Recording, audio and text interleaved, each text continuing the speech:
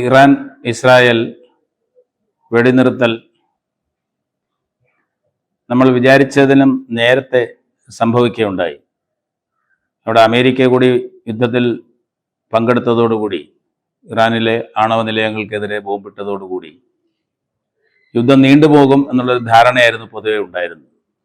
എന്നാൽ പെട്ടെന്ന് ട്രംപ് യുദ്ധം അവസാനിച്ചുവെന്നും വെടിനിർത്തലിലേക്ക് പോകുകയാണെന്നും ഇസ്രായേൽ അത് അംഗീകരിക്കുകയും ഇറാൻ അതിനോട് യോജിക്കുന്ന അഭിപ്രായം പറയുകയും ചെയ്യുന്നതോടുകൂടി ഒരു വെടിനിർത്തൽ നിലവിൽ വന്നു. ഇത് എങ്ങനെ സംഭവിച്ചു എന്നുള്ളത് പലരും അതിശയത്തോടെയാണ് കാണുന്നത്. കാരണം പലരും ഒരു നീണ്ടുപോകുന്ന യുദ്ധമാണ് മനസ്സിൽ കരുതിയിരുന്നത്. ഇതിന് ചില പ്രധാന കാരണങ്ങളുണ്ട്. കാരണം യുദ്ധം തുടങ്ങി ഏകദേശം 10-13 ദിവസം കഴിഞ്ഞതിന് ശേഷമാണ് വെടിനിർത്തലിലേക്ക് വരുന്നത്. യുദ്ധത്തിൻ്റെ പ്രധാനപ്പെട്ട ലക്ഷ്യങ്ങളായി പറഞ്ഞിരുന്നത് ഇറാൻ്റെ ആണവശേഷി കുറയ്ക്കുക അല്ലെങ്കിൽ ഇല്ലാതാക്കുക, അതുപോലെ ഇസ്രായേലിൻ്റെ കാര്യത്തിൽ ഇറാനിലെ നിലവിലെ ഭരണകൂടത്തെ പുറത്താക്കുക, ഇറാൻ്റെ മിസൈൽ ശേഷി ഇല്ലാതാക്കുക, ഇറാനെ ദുർബലപ്പെടുത്തുക, ഇങ്ങനെയുള്ള കുറേ 3-4 ലക്ഷ്യങ്ങളാണ് പ്രധാനമായും ഇസ്രായേലും അമേരിക്കയും മുന്നോട്ട് വെച്ചത്. ഇതിൽ നമ്മൾ മനസ്സിലാക്കേണ്ട ഒരു കാര്യം, ഇത്തരം പ്രഖ്യാപനങ്ങൾ ഇസ്രായേൽ നടത്തുമ്പോഴും അമേരിക്ക നടക്കുമ്പോഴും അവരത് കൂട്ടായിട്ടാണ് നടത്താറുള്ളത്.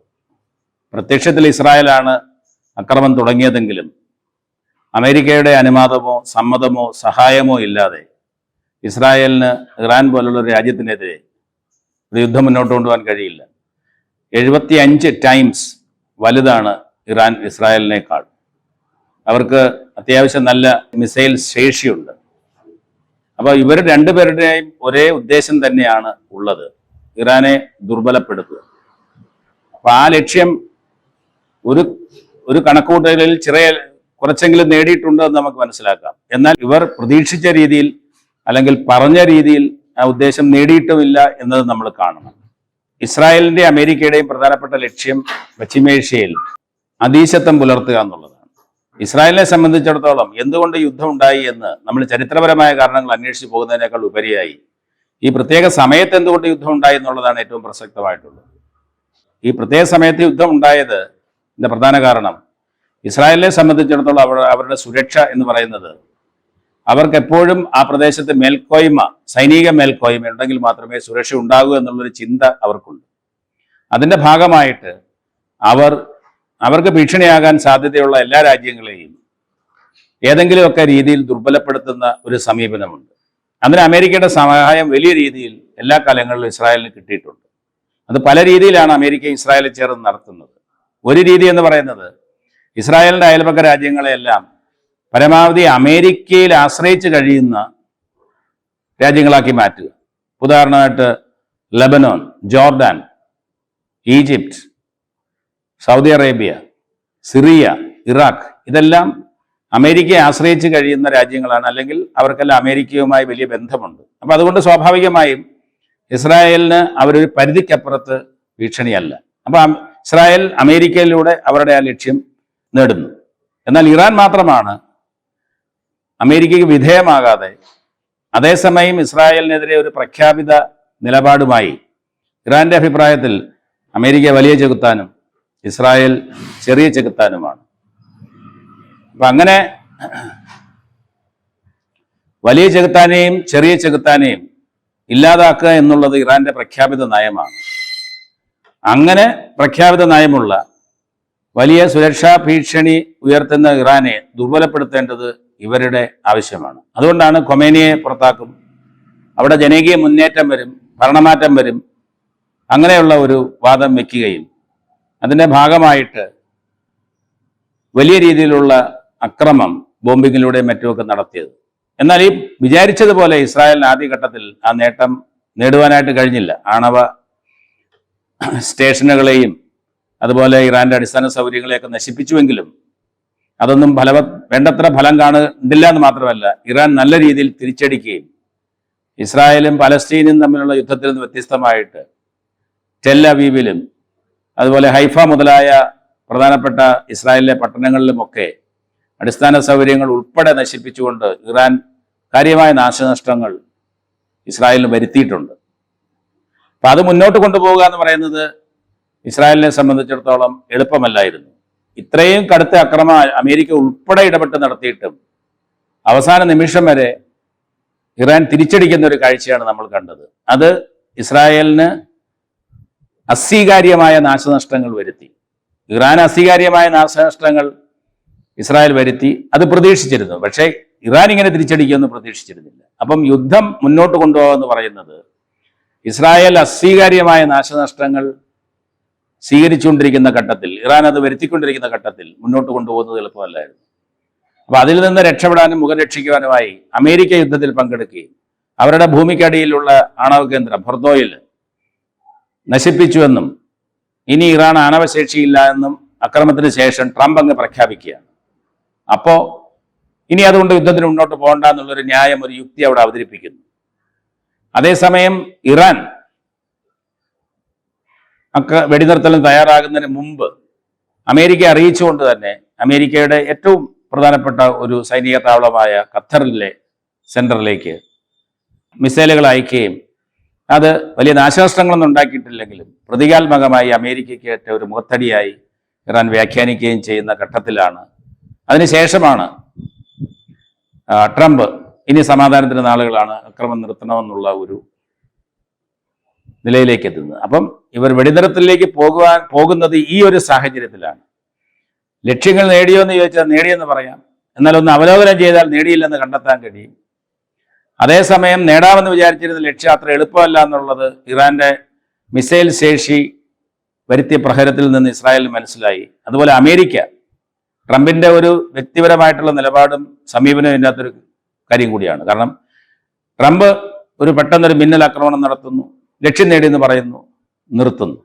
ഞാൻ മനസ്സിലാക്കുന്നത് ട്രംപിന് വലിയ യുദ്ധങ്ങൾ പ്രത്യേകിച്ച് അമേരിക്കയ്ക്ക് പുറത്ത് നടത്തുവാൻ വലിയ താല്പര്യമുള്ള ആളല്ല. അപ്പോൾ അദ്ദേഹം കിട്ടിയ ഒരു അവസരത്തിൽ ഒരു പ്രഹരം നടത്തിയിട്ട് ലക്ഷ്യം നേടിയില്ലെങ്കിലും യുദ്ധം അവസാനിച്ചു. പക്ഷെ ഇവിടെ ഇറാൻ കുറച്ച് ദുർബലപ്പെട്ടിട്ടുണ്ടോ എന്നുള്ള കാര്യം ശരിയാണ്. അത് ഇന്നലെ ഈ യുദ്ധത്തിൽ നിന്ന് മാത്രമല്ല, അവരുടെ നിഴൽ സംഘങ്ങൾ, ഹുദികളാണെങ്കിലും ഹെസ്ബുള്ള ആണെങ്കിലും ഹമാസ് ആണെങ്കിലും ഇറാഖിലെ സായുധ സംഘങ്ങളാണെങ്കിലും സിറിയയിൽ വന്ന ഭരണമാറ്റമൊക്കെ ചേർന്ന് ഇറാൻ ആകെ ദുർബലമാണ്. ആ ദൗർബല്യത്തിന്റെ സാഹചര്യം മുതലെടുത്തുകൊണ്ട് ഇറാനെ കുറച്ചും കൂടി ദുർബലമാക്കിയിട്ടുണ്ട്. അത് വേണമെങ്കിൽ ഒരു യുദ്ധലക്ഷ്യമായി നമുക്ക് കാണാം. അതിനപ്പുറത്തൊരു വലിയ യുദ്ധത്തിലേക്ക് പോകാതിരിക്കാൻ ഇവർക്കെല്ലാം താല്പര്യമുണ്ടായിരുന്നു. കാരണം അവർക്കെല്ലാം അസ്വീകാര്യമായ നാശനഷ്ടങ്ങൾ, അമേരിക്കയ്ക്ക് ഉൾപ്പെടെ, അമേരിക്കയിൽ 19 സൈനിക താവളങ്ങൾ വെസ്റ്റ് ഏഷ്യയിലുണ്ട്. അതിൽ 40,000-ത്തിലും സൈനികരുണ്ട്. അത്യാധുനിക യുദ്ധവിമാനങ്ങളും മറ്റ് സന്നാഹങ്ങളും ഒക്കെ അവിടെ ഒരുക്കിയിട്ടുണ്ട്. അവിടെയെല്ലാം ഇറാൻ ഈസിയായിട്ട് മിസൈലുകൾ കൈവശമുണ്ടെങ്കിൽ ആക്രമിക്കാവുന്നതാണ്.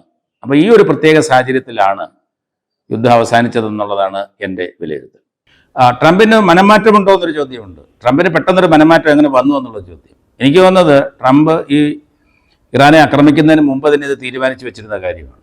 അതുകൊണ്ട് പെട്ടെന്നൊരു മനംമാറ്റത്തിൻ്റെതായ ഒരു പ്രശ്നമല്ല, മറിച്ച് നേരത്തെ തീരുമാനിച്ചു വെച്ചിരുന്നു, ഒരു പ്രഹരം കൊടുക്കുക, അതിനുശേഷം യുദ്ധം അവസാനിച്ചതായിട്ട് പറയുക. പ്രഹരത്തിൽ അണവശേഷിക്ക് എന്തെങ്കിലുമൊക്കെ നാശനഷ്ടങ്ങൾ ഉണ്ടായിരിക്കാം.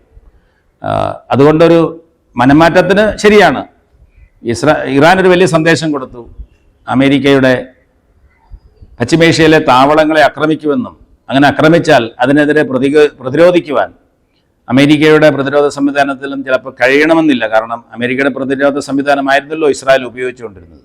അതുകൊണ്ട് അങ്ങനെയുള്ളൊരു മനംമാറ്റം രണ്ട് രീതിയിലുണ്ട്. ഇറാന് നാശനഷ്ടം വരുത്തി, ഇനി തുടർന്നാൽ തങ്ങൾക്കും അത്യാവശ്യം പണി കിട്ടും എന്നുള്ള തിരിച്ചറിവ് കൂടിയായിരിക്കണം ട്രംപിനെ അങ്ങനെ മനംമാറ്റത്തിന് പ്രേരിപ്പിച്ചത്. മാത്രമല്ല, എൻ്റെ അഭിപ്രായത്തിൽ ട്രംപ് അങ്ങനെ ഒരു നീണ്ട യുദ്ധം നടത്തുവാൻ താല്പര്യമുള്ള ആളായിട്ടും കണക്കാക്കാൻ പറ്റുന്നു.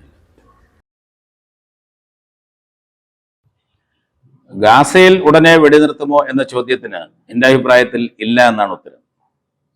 കാരണം ഗാസയിൽ ഇസ്രായേൽ വെടിനിർത്തിയാലും ഇല്ലെങ്കിലും ഗാസയിൽ നിന്ന് വലിയ തിരിച്ചടികൾ ഉണ്ടാകുവാനുള്ള സാധ്യതകളില്ല. ആകെ അവർക്ക് ചെയ്യാൻ കഴിയുന്നത് ബന്ദികളെ വിടാതിരിക്കുക എന്നുള്ളതാണ്. അത് ചെയ്യുമായിരിക്കും. പക്ഷേ അവിടെ നിന്ന് നാശനഷ്ടങ്ങൾ ഉണ്ടാക്കുന്ന, ഇസ്രായേലിന് അസ്വീകാര്യമായ നാശനഷ്ടങ്ങൾ ഉണ്ടാക്കുന്ന മിസൈലുകൾ വരുവാനുള്ള സാധ്യതയില്ല. ഇനി ഏതെങ്കിലും അയൽപക്ക രാജ്യങ്ങൾ അതിൽ ഇടപെട്ട് ഇസ്രായേലിനെ ആക്രമിക്കാനുള്ള സാധ്യത കുറവാണ്. നിഴൽ സംഘങ്ങളെല്ലാം തന്നെ ഒരു പരിധിവരെയെങ്കിലും നിർവീര്യമാക്കപ്പെട്ടു കഴിഞ്ഞു.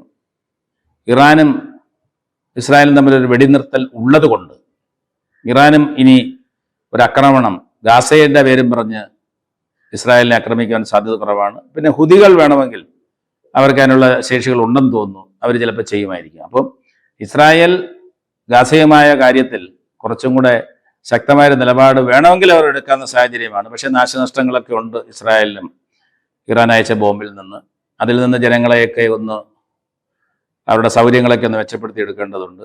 അപ്പോൾ ഇത്തരം കാര്യങ്ങളുടെയൊക്കെ പശ്ചാത്തലത്തിൽ ഇനി ഗാസയിൽ ഉടൻ വെടിനിർത്തുമെന്ന് പറയുമ്പോഴും ഈ ബന്ദികളുടെ കാര്യത്തിൽ ഒരു തീരുമാനമാകാതെ വെടിനിർത്തൽ ഉണ്ടാവില്ല. അത് ട്രംപ് കൊണ്ടുവരികയാണെങ്കിൽ വെടിനിർത്തൽ ഉണ്ടാവും. മറ്റൊന്ന്, വലിയ തിരിച്ചടി ഹമാസിന്റെ ഭാഗത്ത് ഉണ്ടാകാൻ സാധ്യതയില്ലാത്തത് കൊണ്ടും ഇസ്രായേൽ മുന്നോട്ട് വെച്ചിട്ടുള്ള ഗാസയിലെ ഭരണം ഹമാസ് പൂർണ്ണമായി അവിടെ ഒഴിയണമെന്നുള്ള പറഞ്ഞ കാര്യങ്ങളൊക്കെ വളരെ ബുദ്ധിമുട്ടുള്ളതായതുകൊണ്ടും അത്ര എളുപ്പത്തിൽ വെടിനിർത്തലിലേക്ക് പോകുമെന്ന് ഞാൻ കരുതുന്നില്ല. ഇനി ഈ ഇറാനും ഇസ്രായേലും തമ്മിലുള്ള യുദ്ധത്തിൽ വെടിനിർത്തിയതുപോലെ എന്തെങ്കിലും രഹസ്യ ധാരണകളോ കരാറുകളാണോ ഉണ്ടായതിൻ്റെ അടിസ്ഥാനത്തിലാണോ ഇത് പറയുന്നതെന്നും നമുക്കറിയില്ല. അതുകൊണ്ട് ട്രംപിൻ്റെ പ്രഖ്യാപനം എൻ്റെ അഭിപ്രായത്തിൽ റഷ്യ യുക്രൈൻ പ്രഖ്യാപനം അന്തരീക്ഷത്തിലായതുപോലെ ഇതും വളരെ പെട്ടെന്നൊരു വെടിനിർത്തലിലേക്ക് പോകുമെന്ന് കരുതുന്നില്ല. ക്രമേണ ചിലപ്പോൾ സംഭവിച്ചേക്കാം എന്നുള്ളതാണ് എൻ്റെ വിലയിരുത്തൽ.